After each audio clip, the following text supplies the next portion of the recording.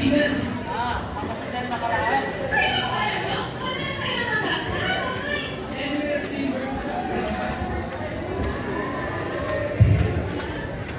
Tony, bakit ang lungkot mo? May nangyari ba? Di ba na kasi ako sabihin sa'yo eh. You just forget all about it. Forget? Say, Tony, forget. Nothing must be too serious. Nothing must be drowned in too long. Tonight, you will your heart, then tomorrow forget. And we meet again. Smile, shake hands, it's a good sport. Anong sinasabi mo? Bata pa tayo nun. Kailan? Na-engage tayo, Tony. Marami na nagbago. Hindi na rin tayo tulad ng nakaraan. Nakaraang taon lang yun ah.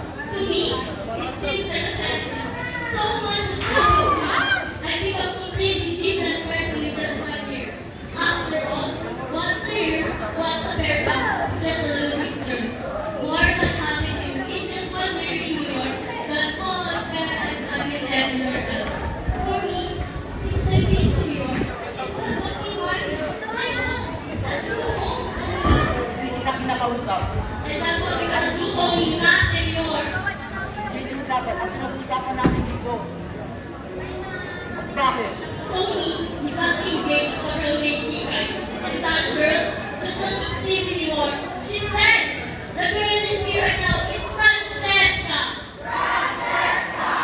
Don't you see? We don't speak the same language.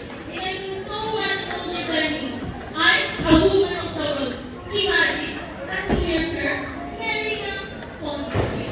Sorry if I hurt you, but I want you to realize how ridiculous it would be to think that I could still engage to you. Hindi kita kinakausap. Para sundin mo ko rito. Anong gusto mong gawin ko?